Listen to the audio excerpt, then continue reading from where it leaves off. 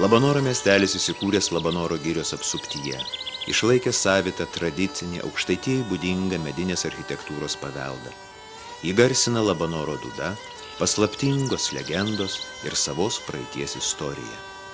Kalbiname Labanoro regioninio parko vyriausiąjį specialistą kraštotvarkai Žydrių Mukui. Mes esame Labanoro regioninio parko simbolinė širdyje. Daugelis žmonių klausia, ką reiškia Labanoras. Ar tai labas noras, ar tai labai noriu kažko tai. Iš tikrųjų, Labanoro žodis reiškia laba, žema vieta, pelkė, šlapynė, o nora reiškia nerti, važiuoti žemyn. Ir tai rodo geografija Labanoro. Jeigu važiuosim nuo Molėtų ar nuo Švenčionių, mes visada leisimės į žemą vietą. Ir aplinkui Labanorą vyruojančios pelkės rodo, kad tai iš tikro vardo kilmė yra kilusi nuo geografijos ir reljefo susiformavusio aplink Labanorą.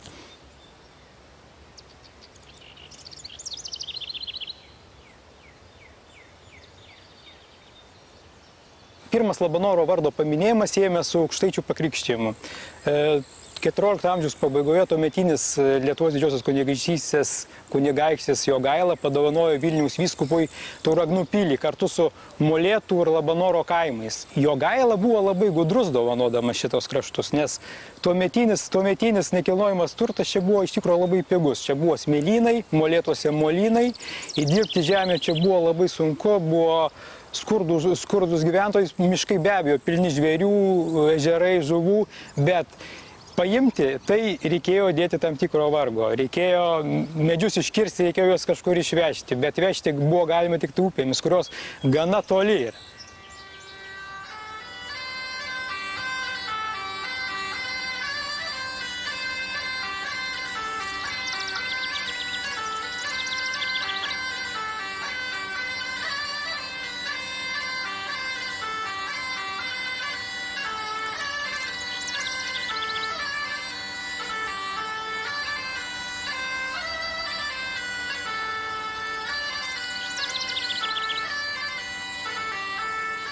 Esame istorinėme Labanoro centre.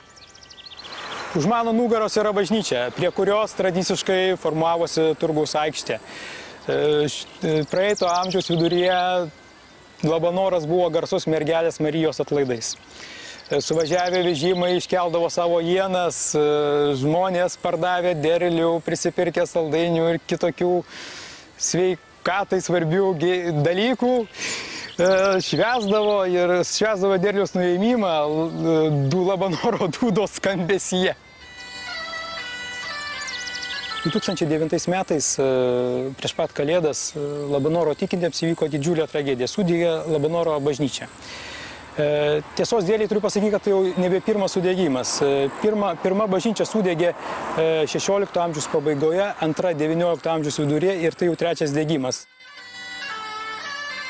Bažnyčios vertė rodo ir gera valia, parodyta vietinių ir visos Lietuvos žmonių, taip pat ir Lietuvos vyriausybės. Bažnyčiai buvo greitai suaukotos lėšos ir jie operatyviai patvirtintas projektas ir jį vėl atstatoma. Po gaisro, ačiū Dievui, išliko varpinė statyta 19 amžiaus pradžioje. Tai likęs autentiškas statinys, kuris rodo šio krašto architektūrą.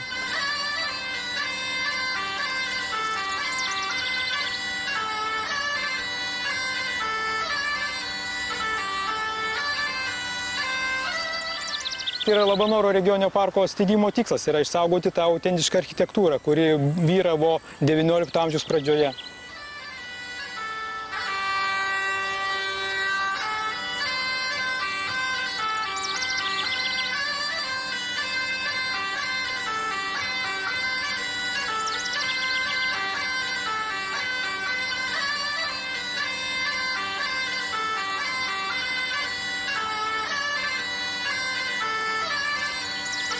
Labanoras yra garsus tuo, kad šitame didelėme miestelėje yra ne dvi kapinės.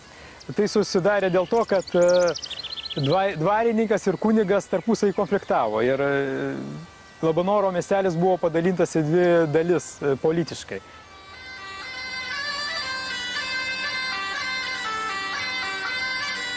Kalbama, kad konfliktas kilo Bravorė, bevarant garsiąją Labanoro naminukę. Apie Labanoro naminukę taip pat yra tam tikrų istorijų. Tradiciškai senovėje kūmai veždavo vaikus krikštyti į bažnyčią.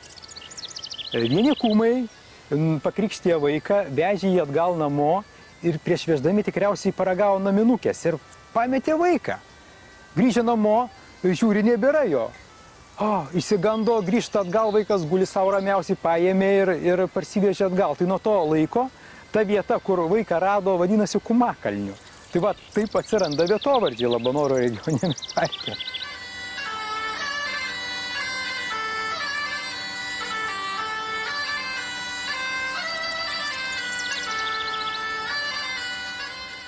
Vienas iš Labanoro regioninio parko saugomų objektų yra tradicinė rytų Aukštaitijos kaimo architektūra. Kodėl ji yra saugoma? Jeigu atkreipsim dėmesį į detalės, pamatysime, kad langai yra išskirstyti į kelias dalis, nėra vientisi kaip dabar. Papuošti tradicinėmis langinėmis, karnizais, skliautai išdėstyti keliais ornamentais. Kodėl reikia saugoti? Ateinanti mada keičia tokius smulkiai skirstytus langus į didžiulius vitrininius. Labanoro regioniniam parke, Labanoro miestelį gyventi žmonės dauguma nėra labai turtingi. Tai kada tik atsiranda galimybė ar papildomi pinigai atsiremontuoti namą, jie tuoj tą ir stengiasi daryti. Tai ir užtat ir atsiranda patys pigiausi plastikiniai langai, apkalamas namas plastikinėmis lentelėmis, bet iš tikro mūsų darbas ir yra išaiškinti žmonėms, su kokia rizika jie susiduria. Apkalus namo plastikinėmis lentelėmis pablogėja namo kvėpavimas, blogėja drėgmės režimas. Praeina vasara, žiema ir atsiranda pelėsis, o su pelėsiu visi kiti privalumai. Lygos, alergijos, paprastai žmonės norėdami geriau savo pasidaro bėdų.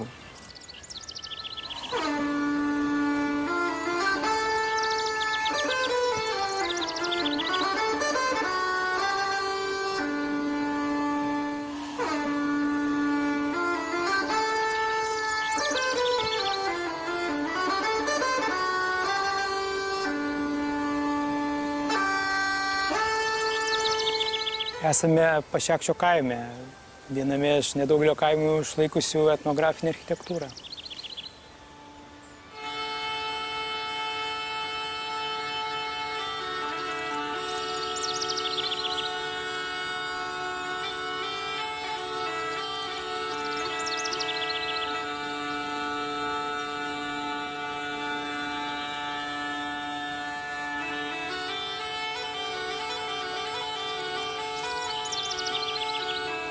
Keliaudami po Labanoro girią, būtinai pamatysite etnografinius kaimus, kurie yra išlikę. Vien išgirdę kaimo pavadinimas sužinosit, kuo anksčiau vertėsi gyventojai ir kas buvo jie svarbu. Vilkasalė, Vilkų sala, Vilkariai, Vilkaslastis, Tetervinė, ežerų pavadinimai, Ešerinis, Lydekinis, Mekšrinis. Tai rodo, kuo anksčiau užsiimdavo žmonės gyvenantys šituose mažuose kaimeliuose. Labanoro regioninio parko lankymo taisyklės.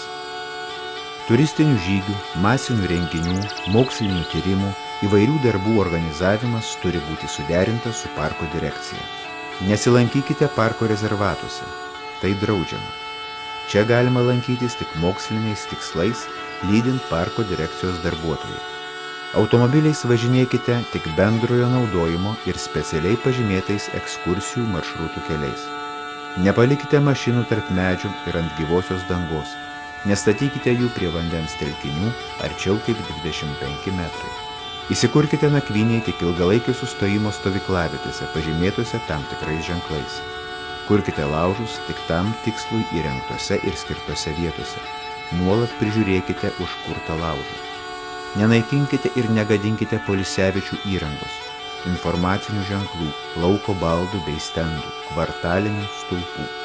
Nepamirškite, kad miško gėlėmis ir augalais nori grožėtis visi miško lankytojai, neskinkite jų ir neraukite. Gražiausia muzika miške – paukščių balsai, medžių ošimas, paklausykite jos. Netrukdykite kitų lankytojų poilsio triukšmingą muziką. Neleiskite savo šunims lakstyti po mišką, jie gali pridaryti žalos miško faunai ir sugadinti nuotaiką kitiems poilsiautojams. Turėkite savo šuniui pavadėlį ir antsnukį. Žvejoti galite tik su leidimais. nuomojamuose ir privačiuose ežeruose gavus savininko leidimą. Neplaukite prie vandens telkinių autotransporto priemonių. Vandens telkiniuose esančiuose saugomose teritorijose galima plaukioti savaeigėmis transporto priemonės nuo Liepos 1 dienos iki navigacijos sezono pabaigos.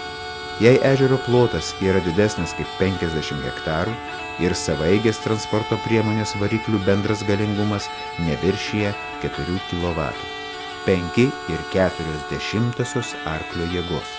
Šiukšles surinkite ir sudėkite į tam skirtas vietas, užgesinkite laužą žemėmis ar vandeniu, kol nustos rusenti. Poilsiavietę palikite kitiems sutvarkytą, gražesnę nei radote.